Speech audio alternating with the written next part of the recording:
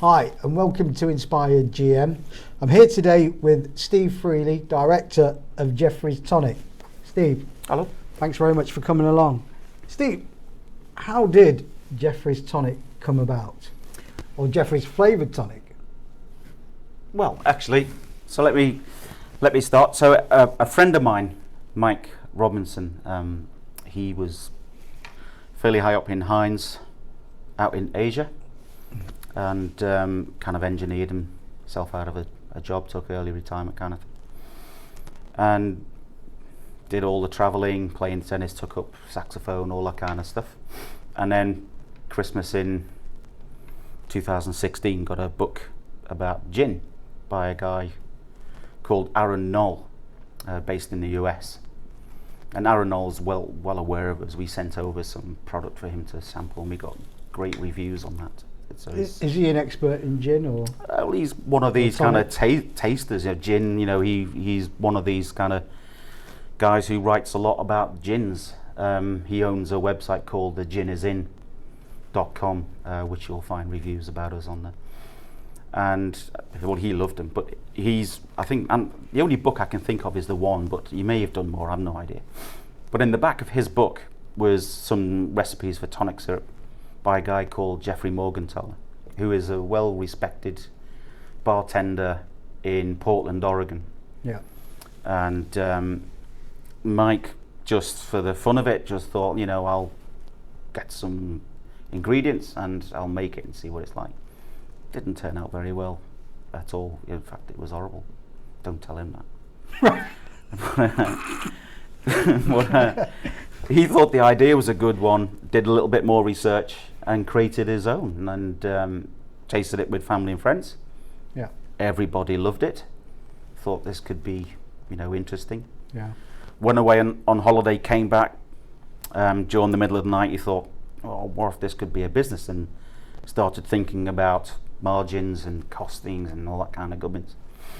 And by the time his wife had woken up morning, come downstairs to make a cup of tea, she was approached with, we're going into business. So it's like, oh, okay. Right. Well, was he in retirement or semi-retirement? He retired. He'd actually engineered himself out of a job. So right. he was heading up Heinz in Hong Kong at the time. Yeah. And just decided he wanted to, do something else. Just retire early, really. And he was at the time he was traveling and playing tennis and doing saxophone, all those kind of things you would expect. And then along came this book, and kind of inspired him to do something. And how did you get involved, Steve? So then, at the time, as that was happening, yeah. He formed the business in February 2017, and spent some months developing the product, and really didn't do much else with it after that. During that period, I'd got made redundant right. from an IT company, and just struggled to get a job.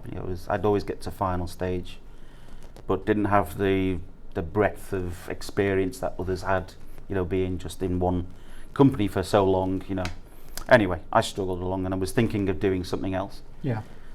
And I was friends with Mike and Maureen, and Mike said, why do that? Why go somewhere else where you could come in and help me? So that's what I did. I came in, and we'd started to really build the business from early stages.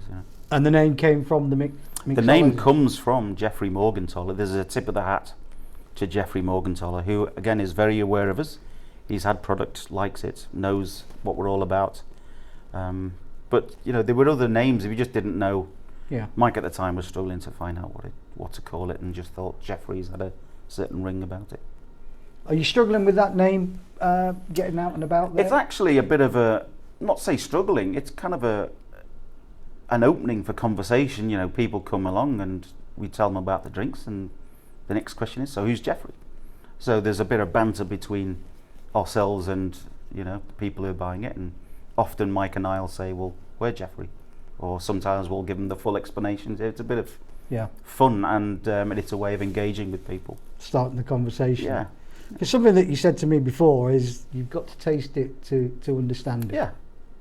Yeah. And how are you marketing that? How are you getting getting people to taste it? We are doing all the hard yards. We are doing lots of events. We are doing lots of networking just in front of people. We're banging on doors when it comes to retailers and the likes.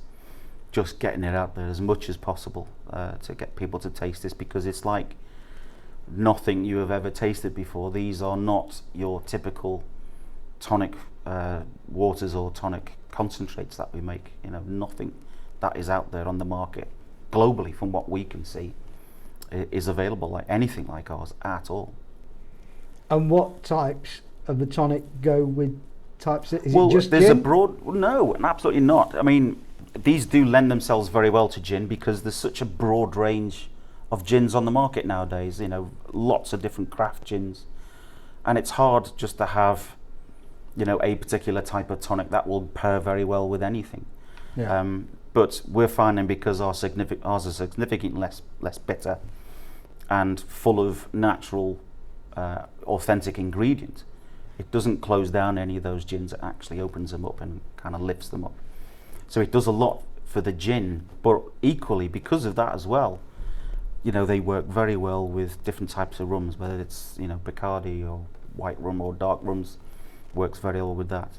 But we're also, we did an event over the weekend, work very well with these kind of non-alcoholic gin manufacturers, you know, these bottles like Seedlip, things like that. Right. They work very well with those types of drinks as well as on their own because of that. Non-alcoholic gin. I know. I know. I've got to pick you up there. I cannot believe it's not gin. That kind of It's thing. not gin then, It's not is gin. it? It's not gin. No, it's not. It's but pop, isn't it? It's pop. I didn't make it, Paul. Right. But yeah. Yeah. I can't believe it's not gin, and it's not gin. No, it's not gin. But the price is the same as gin, though. It Yeah, is. it is. Yeah, it is. All right. Is there a Yeah, it market is. for that? There actually is. There's a Yeah. growing trend for non-trend. You I wouldn't can't be believe aware it's of it, not no. gin. No. But there's a growing trend I for. missed that one. Oh, you clearly did. There's a growing trend for it. There's a big thing now between the kind of 18, 35-year-old spectrum who are just not drinking for various reasons. So there is a bit of a movement to that. So anyone, I mean, and there's a severe lack of adult drink choice, you know, and typically when people are out, it's Diet Coke or it's lemonade or whatever. There's a real lack of choice. I mean, there are clearly other non-alcoholic drinks coming up, but Yeah. when it comes to just soft drinks, there's very little out there. So what we're finding is we tend to fit into that. We've got our foot in that camp as well as the kind of the mixer camp as well. It works very well. So do you want to talk me through the different types of tonics and what they go well with? Sure. Yeah. I mean, first of all, we've got, So this is all not so plain. yeah. This is essentially the closest we get to a standard tonic. Right. So it's just cinchona bark. That's why it's coloured, and it's organic Sicilian lemon. So it's very simple, but it works very well with a herbal type of gin, or a very complicated, almost like really sweet gins as well. Kind of, it, you know, takes the edge off that. Okay. The next one along, the original recipe, this is the one that Mike originally created, Right. hence the name. That is spicy, so lots of warm spices in there, goes very well with a spiced gin. Okay. Equally with some, well, quite a lot of the vodkas actually. The next one along is Yarrow Rosa Pin elderflower. That's floral, very florally, so any kind of those types of gins. But works really well with a fruit-based gin, like a red, especially red fruit, like strawberry, raspberry, those types of things. Goes very well with a fruit gin. Right. And at the end there, you've got lime, galangal, and orange, which is citrusy, but with a cutting through of some spice from the galangal, which makes it a very complicated, very sophisticated drink on its own. And that tends to work well with citrusy type gins. Also, that one in particular, for your rum, it goes beautifully with rum. Any rum or It's white rum, dark rum? Or? white rum and dark rum, spiced rum works very well. If there's anything going out on elsewhere in the rum if the kind of new sweeter rums or what have you strolls along with that. But if it's your standard Bacardi dark rum, spiced rum, beautiful. And that's because lime and ginger really complicate molasses, which is the key ingredient in producing rum. So works very well. And where do you make these, Steve? We're based out of Chester and we make them ourselves. We use a shared facility at Chester University called Now Food, and they have a production and development kitchen based out of there, and us with other small businesses go in and we produce the actual tonic concentrate. Is that inside of a university, or? It's on campus, yeah. So essentially it is. It's a building, Now Food. It's its own business, if you like, and yeah, that's where we go in and make that. And how did you find out about them? As in, yeah, you came up with a product and then you moved it to produce it. Mike and Maureen were essentially making these in the kitchen initially, right from the get-go. Right. And in order for us to get into retail, we needed to have this SALSA approval certificate. So they invited hygiene people out and to just check whether everything was good enough to cook at home, which it was. And it was from that lady who suggested Now Food at Chester. So then it was approached them, and then here we are. So that's how it came about. Excellent. And what's been the biggest struggle for you in a business that you've managed to overcome with the products, as in customers? You know, is it more restaurants? Is it hotels? Is it bars? It's the on-trade is typically has been proven very difficult to break into. A lot of the on-trade businesses, hotels and bars, are all centrally managed with their procurement, and they typically obviously go to distributors, and getting into distributors is really hard because we don't have the volume. Yeah. And the catch-22 is the hotels and bars won't take us if we can't get distribution. So it's really difficult. So you have to find those independent hotels and bars who have that flexibility and that that kind of vision to see, oh, there's something different here. These taste wonderful. It's all about the experience at the end of the day. We're going to give these a go. So we are starting to make inroads into that that process. And I guess once we get into a number of them, then we can approach, those distributors and say, hey, we've got 20 or so. So it's independent bars, restaurants, hotels? Typically, that's what's starting to happen, because we are a point of difference. There's your mainstream tonics that are out there that everyone knows about, and even new tonic waters that are on the market nowadays, they're all pretty much the same. They're essentially fizzy water with quinine extract and flavourings, typically. Yeah. We are certainly not that, so we offer these in a concentrated form, which actually is very competitive when it comes to the per serve pricing, because all you're doing is diluting it with sparkling water. Excuse me. Because I find when I ask for a gin and tonic, I'm always asked which gin. Yeah. But I've never asked which tonic. No. I know, right? And so you must find it very frustrating. It is. It's frustrating for us. Well, it's certainly personally frustrating for me when I'm banging on a door. Yeah. When people are just seems to be so blinded by that it's just Fever-Tree or whatever it is. Yeah. That's what we go with, and we just pour that.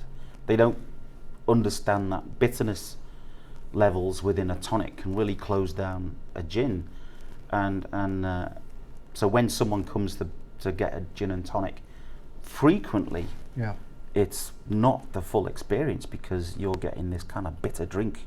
And a lot of the time what we're finding is people are saying, I don't want tonic, I want a gin, or I'll have lemonade. Normal lemonade?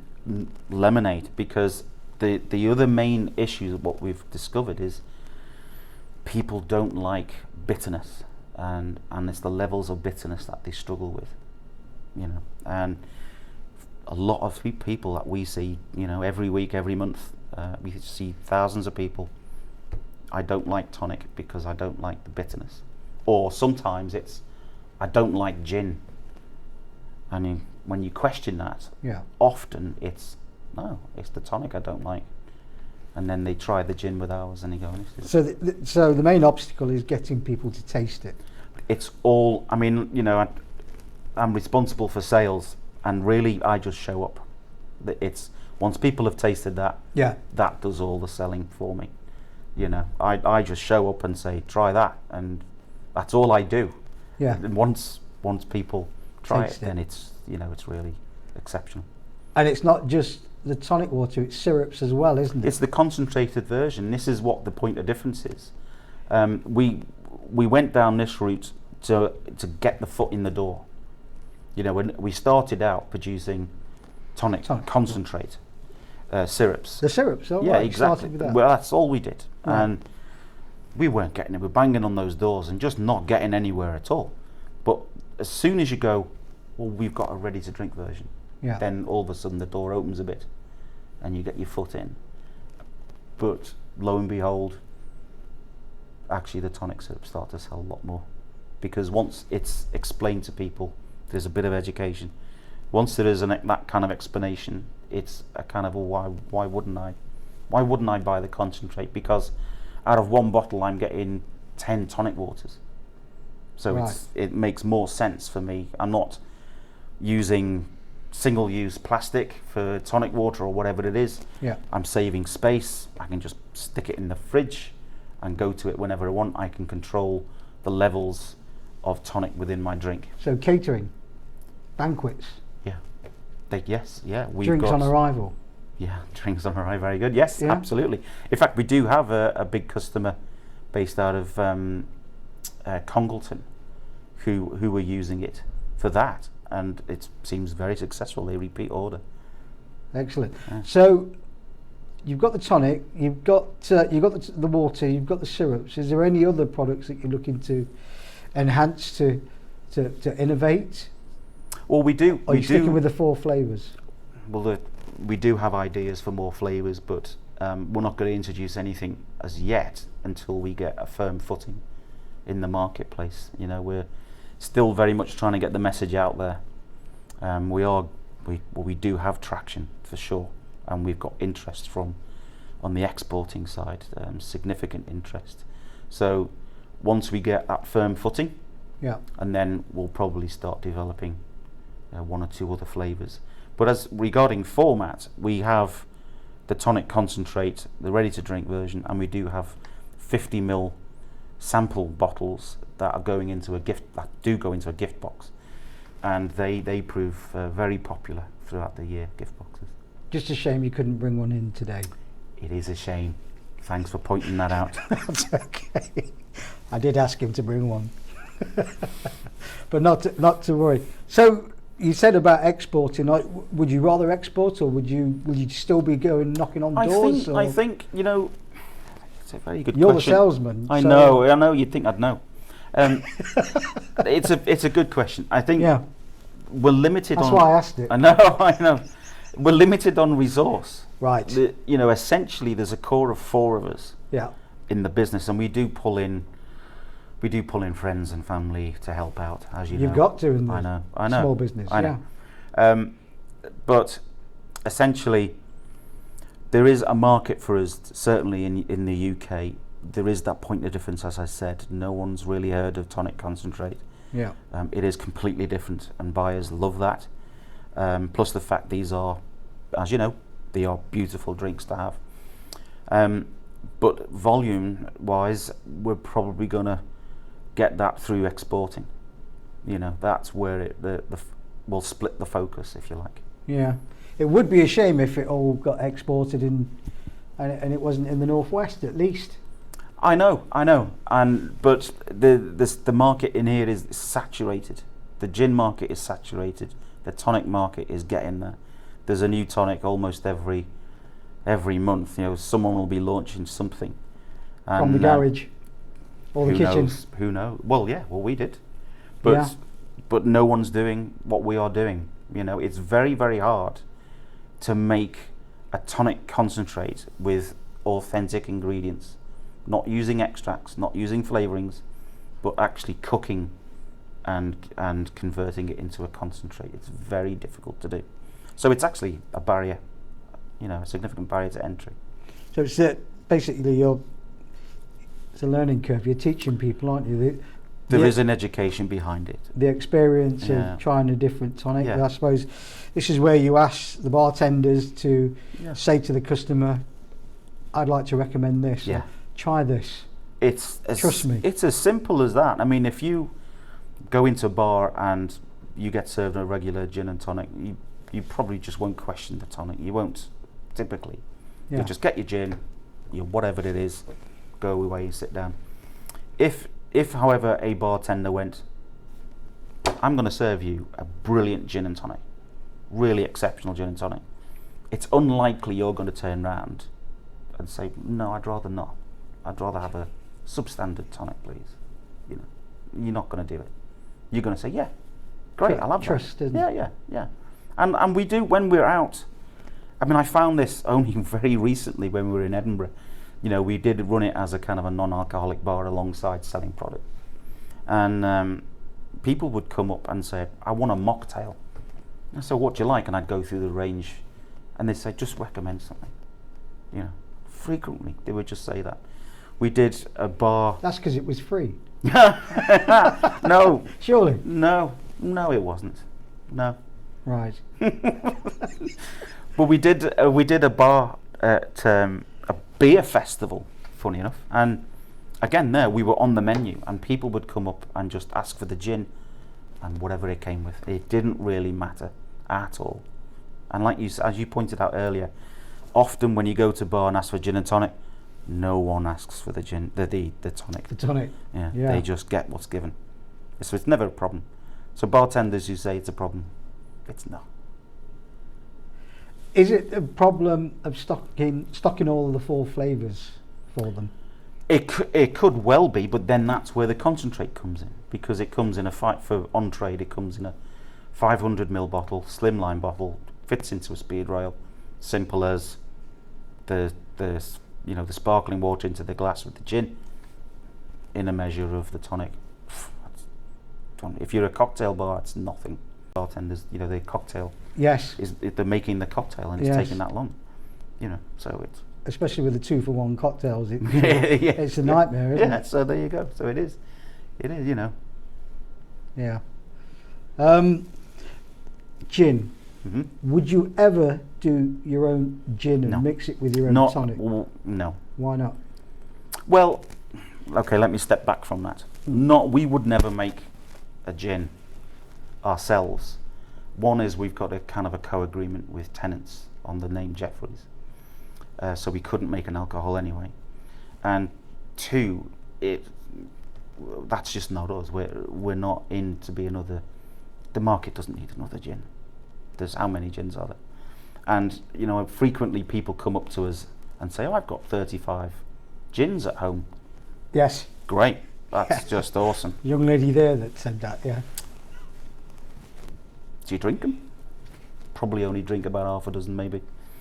Yeah. People will go to their favourite gins, and I think from experience, I'm not saying it's complete bubble, but I think the flavoured gins, you may see a tail off from that, and people will typically go to Tesco's or Asda and they won't want to buy, or they won't want to sort through so many gins. They'll just stick to their usual favourites. Well, they said that rum was going to be the next gin, didn't they? And, is that the rum people saying that? And it wasn't, was it? Well, I've not seen it. No, I've not seen it. I've not seen it. Rum's nice, but you're kind of limited to what you can do. I mean, gin is very flexible. Gin liqueurs, just Old Tom gins, all different types of spicy, citrusy, floral. You can do an awful lot in making a gin. Similar to vodkas, actually. I mean, vodka is vodka, but then you could have flavour vodkas. Yeah. But we don't see that explosion either. But you've got it in Morrison's, haven't you? We've got it in a local Morrison's, Yeah. where it seemed to be somewhat successful.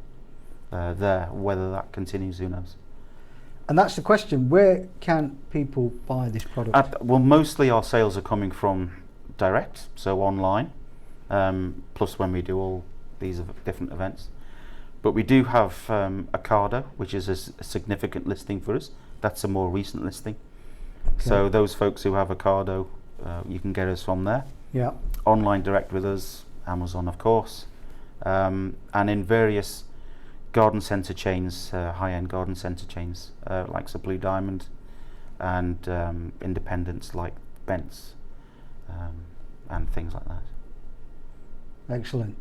So anywhere in Manchester, because we're Inspired GM, so I know you're knocking on doors in Manchester. We're knocking, you know, Manchester is where it's at, Yeah. you know, and from a Scouser that's hard saying, but Didn't want to mention that. yeah, but Manchester is where it really is. It's the capital of, you know, the Northern Powerhouse. Simple as that. Yeah. It's where all the wealth is being generated, and it makes sense to focus on Manchester and not anywhere else at the minute. Now I know that you've got a hotel that There is is. very interested. Very interested. in the product, and Yeah. And you did a tasting with them. Yeah.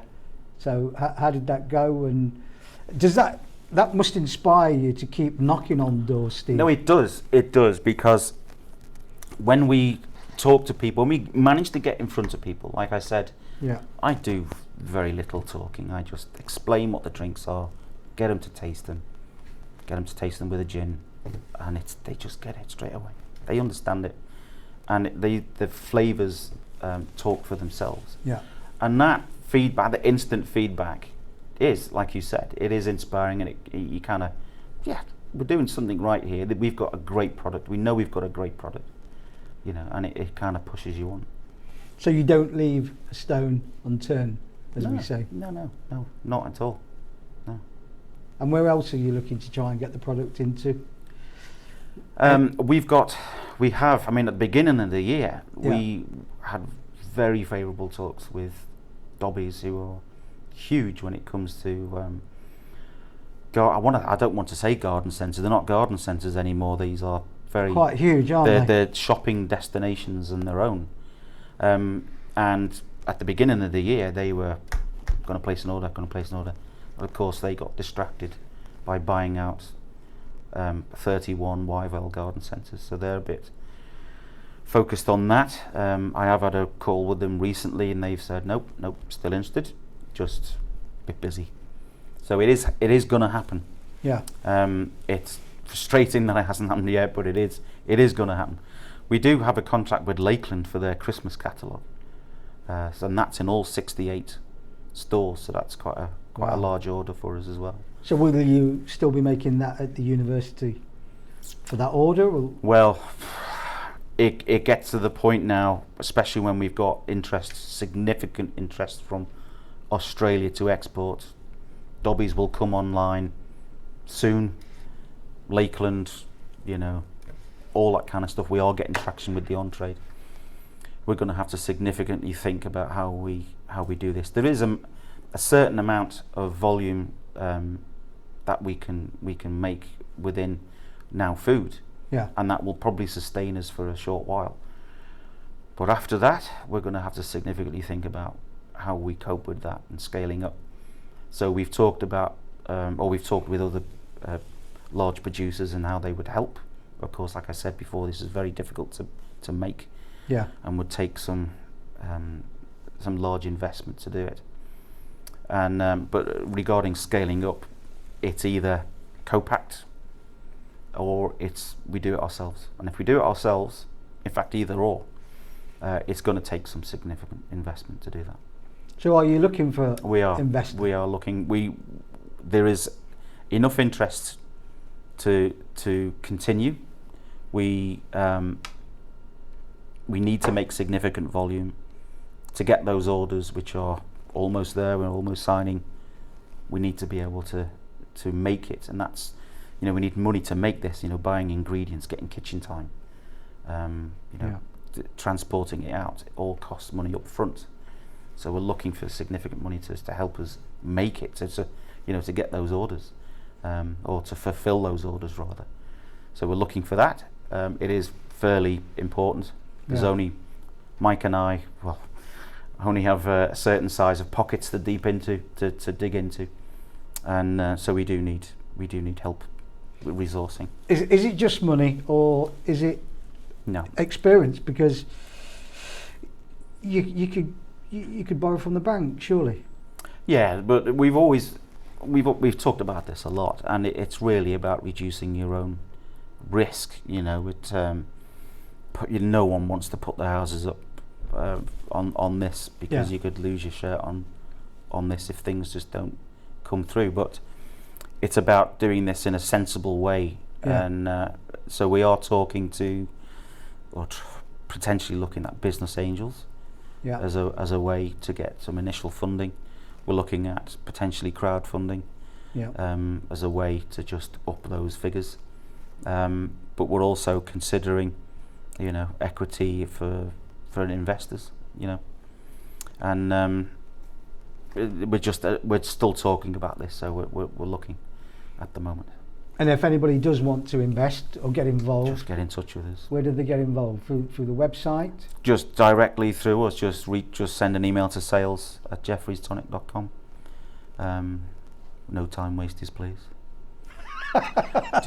And no drunks. And no.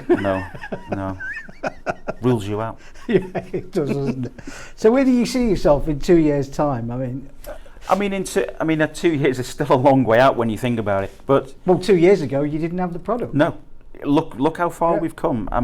2 years we were just 2 getting years the product right. You're in Morrison's, you're in Ocado, you're speaking to a 5-star hotel in Manchester. You know, with a bit of help, we could be so much further on. You know, exporting. We could be employing people to help make this. We could have have somebody either being co-packed to do it, or we could have it done ourselves, employing people that way. Yeah. But yes, on trade, high-end bars and restaurants, hotels, this is a significant thing for them. And if we had more salespeople getting out there to get it into those places, people, like you said before, it's not just about money, it's about experience and knowledge, and people who can open those doors into those markets or to those customers, you know. And something that we talk about in the business community, collaboration. Yeah. Would you ever consider? Yeah, there's a couple of drinks companies that we are potentially going to collaborate with on that. What, as in shares, as in working? No, with as in product. You know, as in product, canned product. So, still talking, still very early days. Yeah. One seems to be more responsive than the other, but at least two companies that we probably collaborate with. Yeah. Excellent. So, at the moment, then you're in Manchester. I suppose the only place is Seven Brothers. Is that right? So far. For the time being, yeah, Seven Brothers is the only bar we can get it in, and in Ancoats. In Ancoats, there is that significant hotel. Yes. That, you know, with the refurbishment that's going on, hopefully for September there'll be a launch of that, and we'll be in that. Where would you, if you could wave a magic wand, where would you like the product to be, Jeffrey's Tonic and Syrups? I would absolutely love it to be in those high-end bars and restaurants, whether it's a hotel or not. Love to see it in there, just to go in and for people to go and ask, you know, whether for the tonic, for Jeffrey's Tonic, or you know what, I'm driving, I want one of those drinks, you know, as an adult soft drink. I'd love to see that. I mean, we are in a high-end boutique hotel in Ludlow. I've not been to visit it yet, but just to where is see it. I know, yeah. Where is it? Ludlow, Shropshire. Right. Just to go in, see it, Jeffrey's Tonic on the menu. Right. You know, to see the bottles and the bar. They're the concentrates, by the way, not the ready syrups. To drink. Right. Yeah, the syrups. Just to go in and see that gives you a bit of a funny feeling inside. Same with actually seeing this on the shelves of Morrison's. Anywhere we see it, and you think, wow, you know, you did that. We did. Well, not just me, but yeah. You know.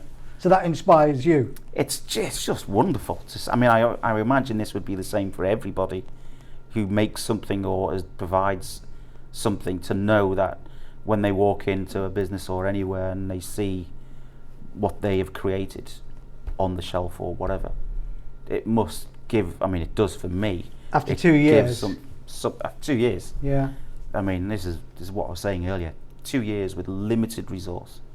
So what advice, as a startup business, which is what you were, would you give to anybody that's looking to follow you in the same footsteps of producing a product? I think there's there's a couple of personal skills that I've realised that I didn't at the time, was resilience. Yeah. Just that is, getting knocked back a lot is hard going, and for some people you could say, I'm sick and tired of getting knocked back here. Yeah. But just picking yourself up and going again, being able to do that time and time again, that is key for any business. You've got to have that resilience. But I think also is the product. It's perfect. Believing in the product. It's got to be good. Whatever you do, whatever you are creating, whether it's a piece of software, whether it's a drink or whatever, right? It's got to be good. There's no point selling something on the market that isn't up to standard, and because that's your reputation there. That's, people are not going to believe in it as much as you, and you're trying to sell them something that's substandard. But just get it perfect, absolutely brilliant. This is a great product, because that gives you the confidence, because you know it, how good it is. So you can go in front of people and you can say, this is a great drink. I know because I get lots of feedback. I know myself because I drink it at home, and you will as soon as you taste it. And that gives you the confidence to do that. Sometimes, and there are those who just say, no, I don't get it. But more often than not, 9 times out of 10, absolutely love this. This is wonderful. And so I think really being resilient, having a great product. There's another one here, cost. Keeping the cost down. Keeping your costs down, being really in control of that. And Mike, God love him, he's one for keeping control of cost. I'm one for spending. I love, I'll spend money. Yeah. But he's good like that, and I think that's how we kind of complement each other. I will when he says no, Steve, got to be really careful. Then, yeah, fair dues. You must have hit the brick wall. What do you mean? As in, thinking, is it worth carrying on? You do have those moments, for sure. At what stage of the business did that ever arise? It's happened a few times, when it's typically through the early parts of the year. Yeah. But here we are, like you said, we're 2 years in, but the first few months, January, February, March, it's really tough. Cold weather, dry January, people aren't looking to drink. Right, yeah.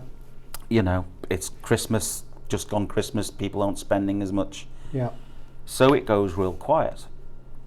And then the panic starts coming and you think, oh, are we ever gonna get, sales here? Yeah. And I'm talking about, businesses buying, business to business.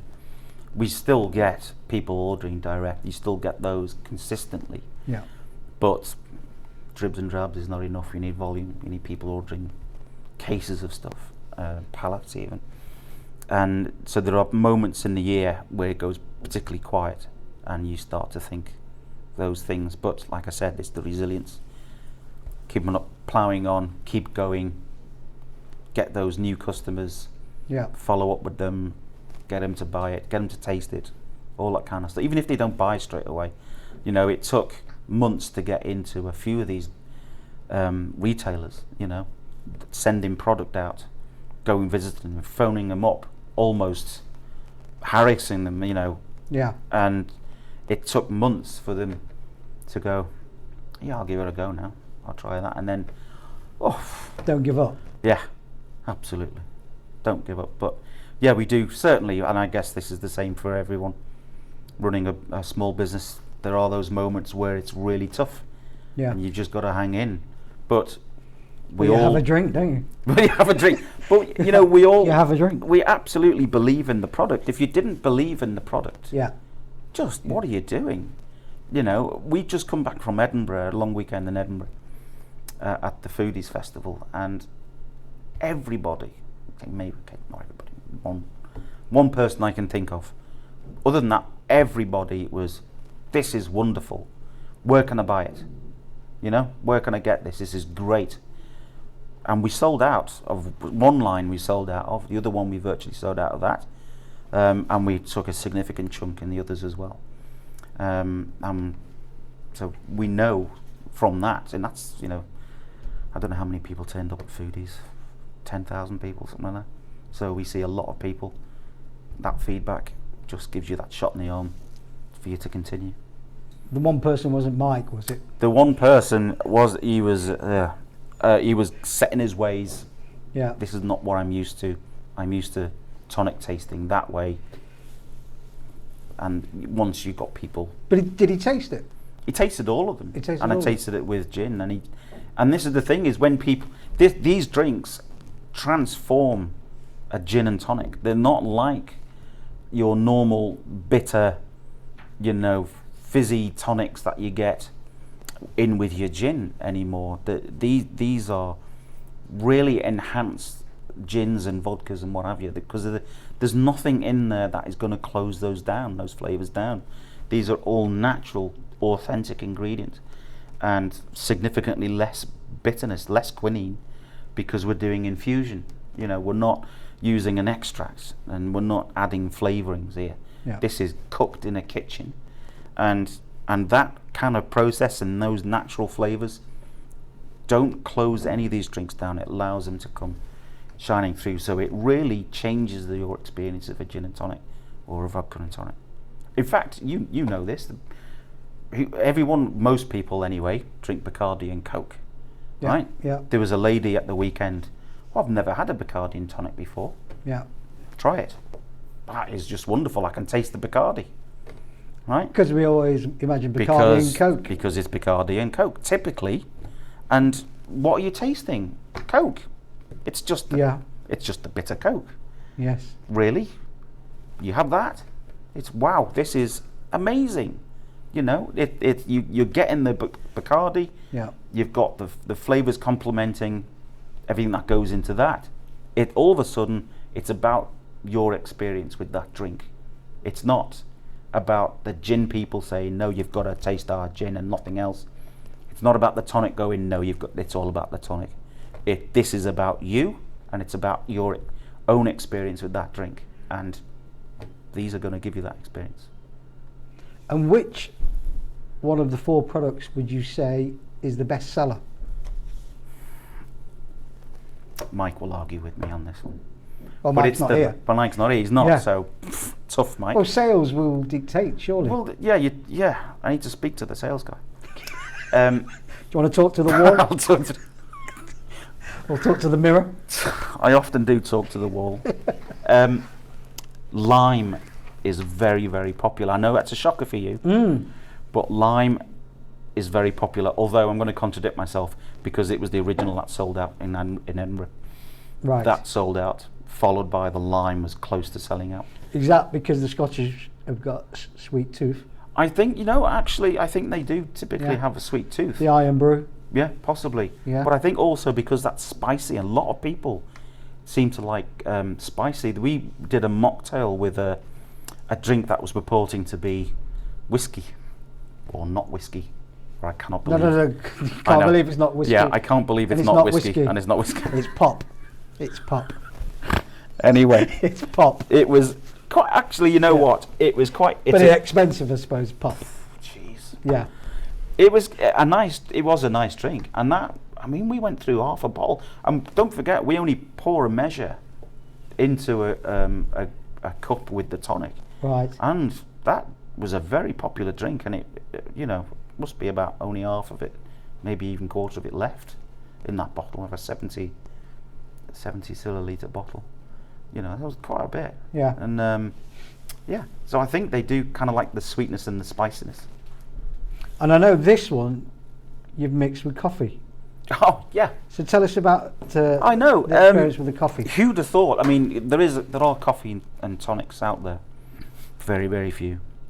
Fever Tree, of course, have one. But yeah, there's a local. Who are they? Yeah, I know. We like to say they're just an F word, along with Fentimans, Right. and Franklin and Sons. Lots of tonics beginning with F for some reason. Anyway, yes. So it's the local coffee drinks maker. Yeah. Grindsmith. Okay, you want to? Okay, fine. I didn't know you were doing that. Yeah, Fine. yeah, we know. Yeah, Grindsmith. They make we know them well. a concentrated coffee espresso. Absolutely beautiful. It's a gorgeous drink, and they wanted to be involved with a local producer of a tonic. You know, kind of doing that, and they essentially went. Well, I went along with them to sample the tonics with the coffee. Yeah.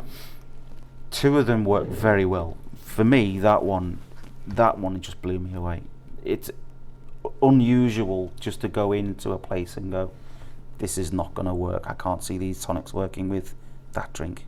Yeah. So it was a shock when I poured it out and took a sip, how good it is.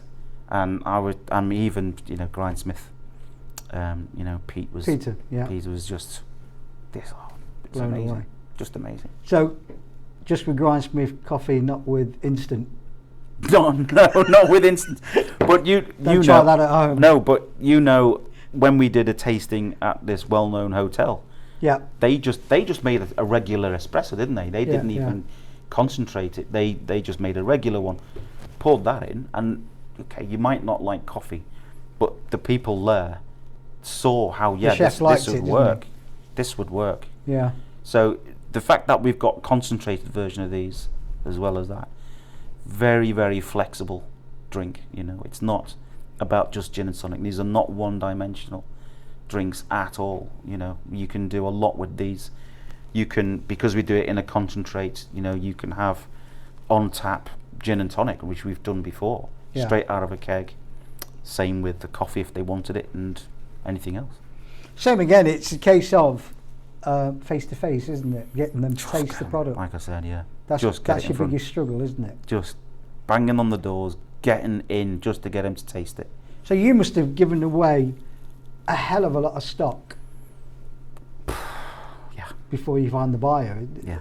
A hell of a lot. Yeah, we've given quite a bit. How do you keep up? How can you keep producing? Because you've got to make the sales, haven't you? So, yeah.